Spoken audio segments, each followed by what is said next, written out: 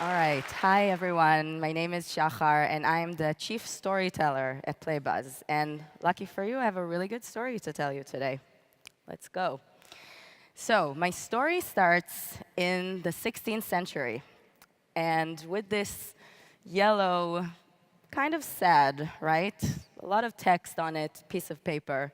This is what an article looked like in the 16th century, not long after print was invented. Here's another thing that existed in the 16th century, but doesn't necessarily make much sense today. I hope you agree with me.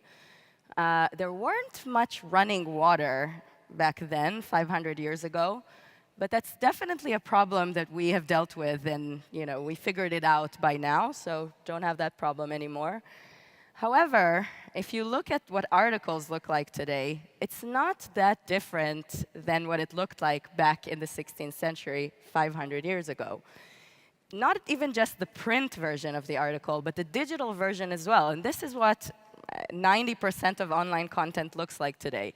There's a headline, there's a bunch of text paragraphs, maybe a few images, but there's not really a lot of elements that use the fact that we're consuming content on mobile devices, that we can interact with it. It's pretty similar to what we could have done on paper.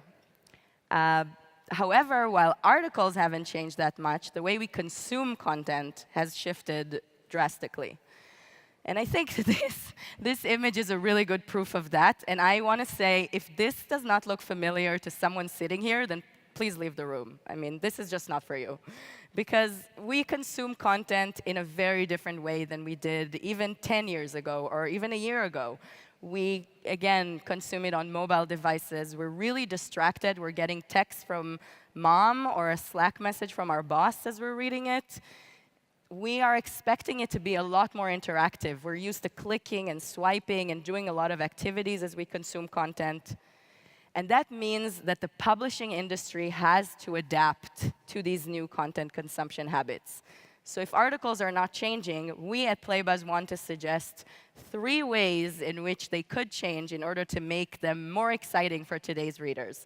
One is visual-first content. So instead of that bunch of text paragraphs that people passively scroll through, let's add visuals into them and break them up in interesting ways. Let's add interactivity, make the user active when they're consuming content.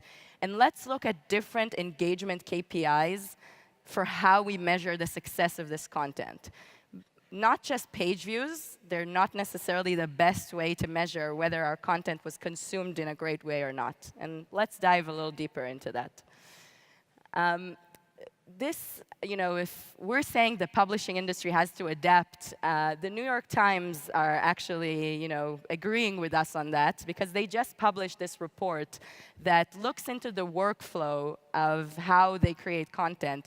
And, they're the legacy publisher. They are the authority on this. And even they are saying too much of our content has just text and long strings of text. Maybe they can add things to it that will break that up a little bit. And some of you may be thinking, is virtual reality the answer to that? And I want to say it's not yet, at least. Even though it's all the rage and all the big tech companies are investing in this technology, as it is today, publishers are not really able to, have their users put on a headset and disconnect from reality every time they want to read a piece of news. Maybe it will be in the future, but today it's just not the best solution. And that's where Playbuzz comes in.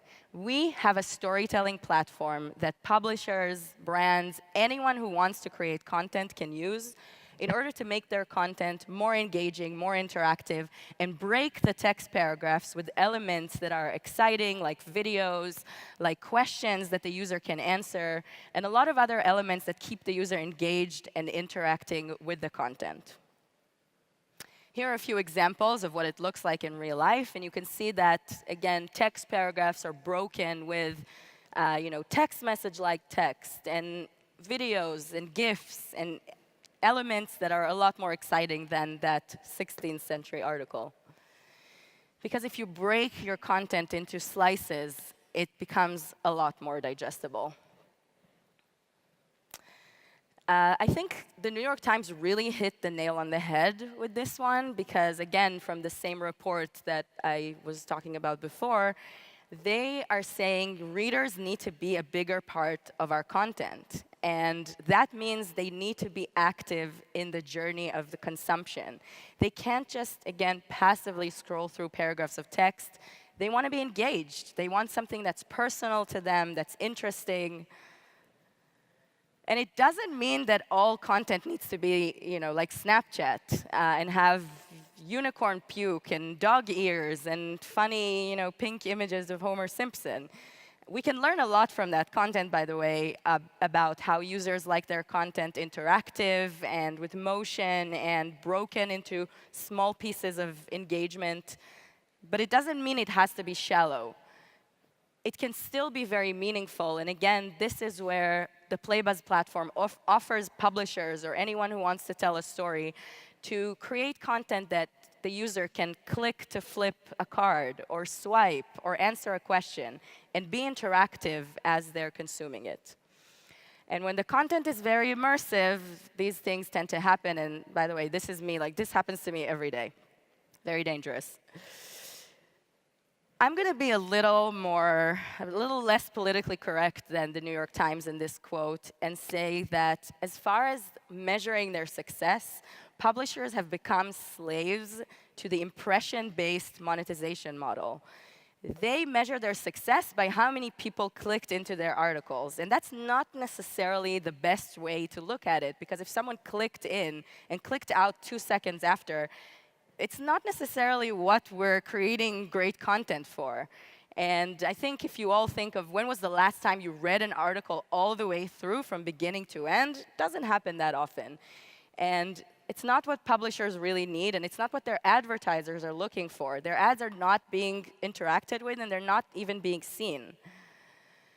And it doesn't mean that clickbait is the answer, because again, when we're measuring ourselves with page views, we can just create a really great clickbait headline that will shock you, and then millions of people are going to click it, but again, bounce out 2 seconds after. But if we measure ourselves based on real engagement KPIs, like how much time did they spend on the content, or did they actually engage with it, we will know really what they liked and what they didn't like about what we're created.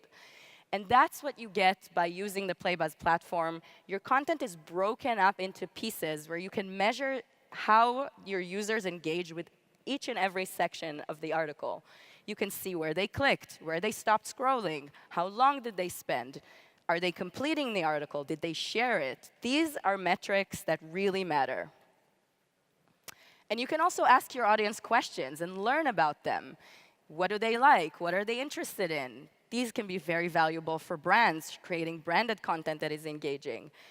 And this is not just a way to learn about your audience, it's also a way to improve your content for them and optimize it. And I think there's no better way to summarize it by saying the internet is brutal to mediocrity. The New York Times knows it, and we know it. People have so much content that's presented to them every day. They will choose only good content and run away from mediocre ones.